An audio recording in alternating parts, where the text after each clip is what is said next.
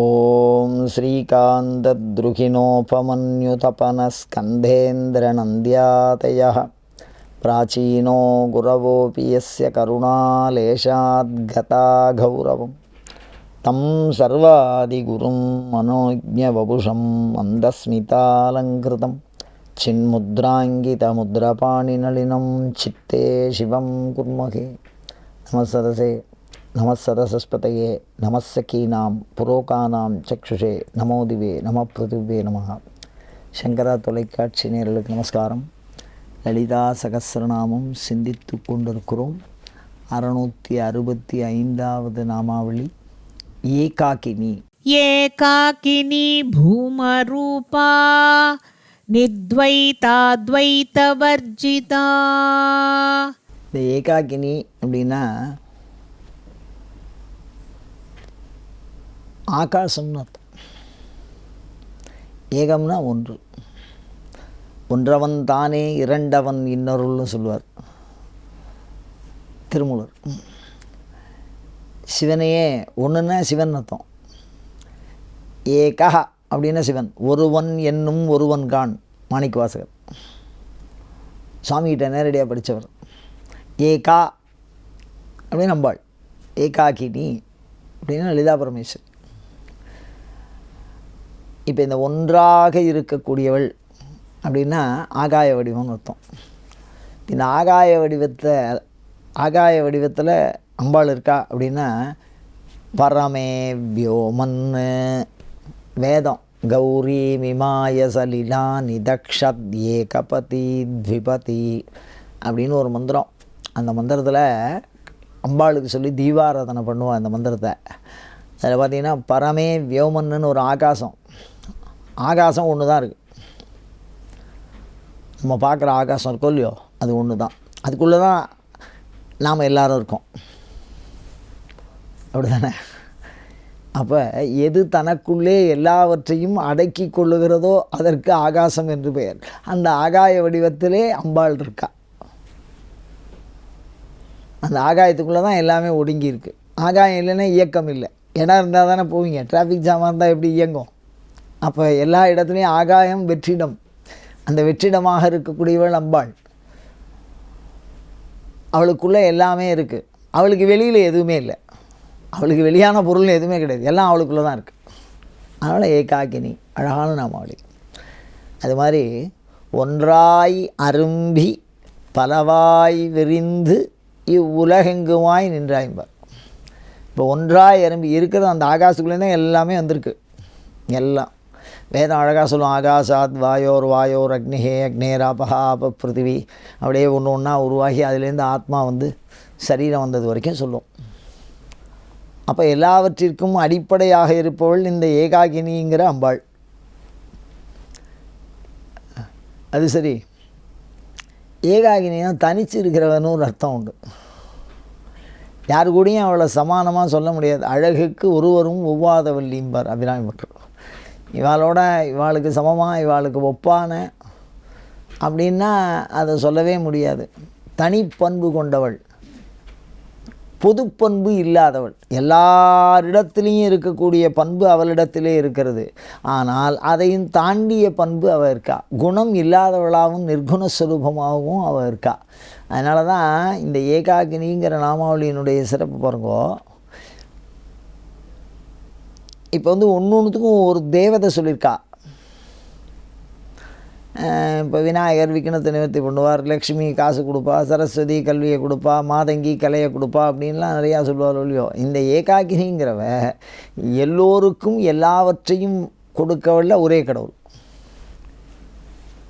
எல்லாருக்கும். ஏன்னா எல்லா தேவத்தையும் நம்ம கும்பிட்டுட்டே போக முடியாது. அதுக்கு உண்டான பூஜை முறைகள் பத்ததிகள் நிறையா இருக்குது. அப்படி எல்லாத்தையும் இருந்தால் நம்ம குழம்பி போயிடுவோம். அதனால் அம்பாள் குறுகி வந்து ஏகாகினி தனித்தன்மை கொண்டவளாய் நமக்கு அனுகிரகம் பண்ணுறா. இந்த ஏகாகினி அப்படின்னா சைவம் இதை பற்றி என்ன சொல்கிறது அப்படின்னா, இந்த ஏகாகினிங்கிற நாமாவளியை பற்றி சிவபெருமானோடு இரண்டரை கலந்து இருக்கக்கூடிய சிவபெருமான் தண்டஸ்வரூபம், தேஜோமய தண்டாகாரமூர்த்தினின்னு பேர். சிவலிங்க வடிவத்தை பற்றி சொல்கிறேன். அதில் அரசலை மாதிரி ஒரு வடிவம் இருக்குது பாருங்கள். தண்ணி ஊற்றி அபிஷேகம் பண்ணுவோம், அந்த அரசலை மாதிரி அதில் ஊற்றும். அது இது ரெண்டுத்தையும் இணைக்கிற பீடம் இருக்குது பாருங்க, அது அந்த கீழே இருக்கக்கூடிய பீடம் தான் இதய தாமரை. மேலே இருக்கக்கூடிய அந்த அரசலை மாதிரி இருக்கிறது சுவாமி. அதாவது நம்ம கும்பிடுற இந்த லலிதா பரமேஸ்வரி அப்படிங்கிற சுவாமி. மேலே இருக்கிறது சிவம். அப்படி சிவனோடும் ஆன்மாவோடும் 2 அற கலந்தவர், 2 அற கலந்தவர்.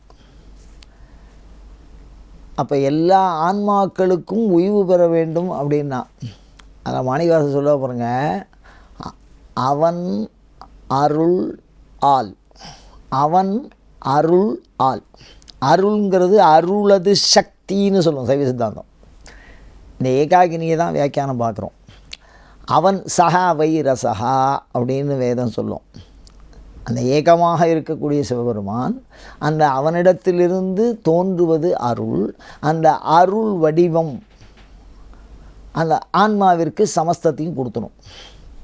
அவன் அருள் ஆள், ஆள்னா புருஷத்துவம்னு பேர், ஆன்மாவுக்கும் ஒரு பேர். அவன் அருள் ஆளே அவன் தாள் வணங்கி, திருப்பி ஒரு அவன் போடுவார். அவன் தாள் வணங்கி, அவன்னா இந்த இடத்துல குருவை குறிக்கும். தாள் அப்படிங்கிறது இதயத்தில் மனசுக்குள்ளே வச்சு தியானம் பண்ணக்கூடிய பண்பை குறிக்கும். இதெல்லாம் சரிதான். ஏகாக்கினிங்கிற நாமாவளிக்கும் நீங்கள் சொல்கிற வியாக்கியானத்துக்கும் என்ன ஒட்டு உறவு இருக்குது அப்படின்னா, அம்பாள் ஒரே தோற்றத்தில் இருந்து ஒரு மனிதனுடைய ஆயுள் முடிகிற வரைக்கும் அவனுக்கு அனுகிரகம் பண்ணுவான். ஒரே தோற்றம், அடையாளம் குழப்பாமல். ஆனால் சுபாவத்தில் அம்பாள் யாருன்னா உலகெங்குமாய் நின்றா, எல்லா பொருளும் அவள் இருக்கா. அப்படி எல்லா பொருளையும் நம்ம தியானம் பண்ணிகிட்டே இருந்தால் நம்மளால் அனுபவிக்க முடியாது, அடைய முடியாது. நீங்கள் எங்கே இருக்கீங்க அப்படின்னு கேட்டால், நான் திருக்கடையூரில் இருக்கேன், திருவண்ணாமலையில் இருக்கேன், சிதம்பரத்தில் இருக்கேன், சென்னையில் இருக்கேன்.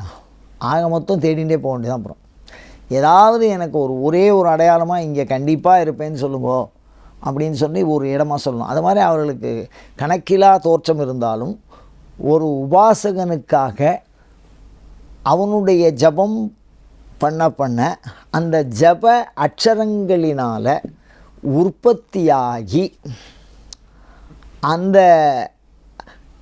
அக்ஷர உற்பத்தியிலிருந்து தோன்றிய ஒரு தனி வடிவம் ஒவ்வொரு உபாசகனுக்கும். நான் சாமி கும்பிட்றேன்னா, மந்திர தீட்சை எடுத்துன்னு உபாசனை பண்ணுறேன்னா, எனக்காக ஒரு வடிவம் தனியாக இருக்கும்.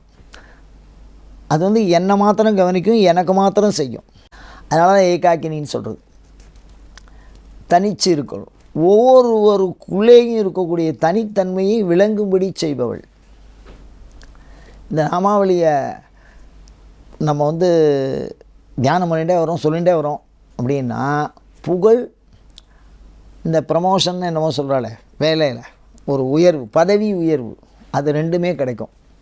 இந்த மந்திர சாஸ்திரங்கள் இந்த ஏகாகினியை பற்றி என்ன சொல்கிறது அப்படின்னா, யார் எந்த உபாசகன் ஏதாவது ஒரு மந்திரத்தை தனியாக எடுத்து அட்சரத்துக்கு லட்சம், இப்போ நான் பஞ்சாட்சரம் 5 லட்சம், அஷ்டாட்சரம் 8 லட்சம், சோடசாட்சரம் 16 லட்சம், அப்படி ஜபம் பண்ணினால் அந்த ஜபத்திலேயே ஒரு தோற்றம் உருவாகும்.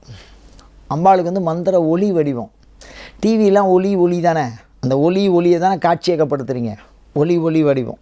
அது மாதிரி அம்பாளுக்கு ஒளி வடிவம், அதிலே ஒன்று உற்பத்தி ஆகும். அப்படியே யார் சொல்கிறாளோ அவளுக்கு முன்னாடி உற்பத்தி ஆகும். அவள் சொல்ல அவளுக்கு அதை அனுகிரகம் பண்ணும். அப்போ நமக்காக அனுகிரகம் பண்ணுறதுக்காக அம்பாள் எடுத்துக்கொண்ட ஒரு சிறப்பான வடிவம் ஏகாகினி. அது அவளுக்கு அம்பாளே அந்த வடிவத்தை கொடுப்பா. அந்த வடிவம் மாறவே மாறாது. ஒரு தடவை வந்துட்டா, ஒரு தடவை எனக்கு அம்பாள் எங்கள் அம்மா மாதிரி வந்துட்டா அப்படின்னா, எங்கள் அம்மா மாதிரி தான் கடைசி வரைக்கும் வருவாள். ஒரு தடவை குழந்த மாதிரி வந்துட்டாலும் கடைசி வரைக்கும் அந்த குழந்தை பேசும். அது மந்திர சித்தி ஆகிறவாளுக்கு அவளுக்குன்னு வரக்கூடிய தனித்தனி பண்பை விளக்கக்கூடிய, அனுகிரகம் பண்ணக்கூடிய அனைத்து தேவதையும் இந்த ஒரு நாமாவளி குறிக்கும். ஏகாகினி.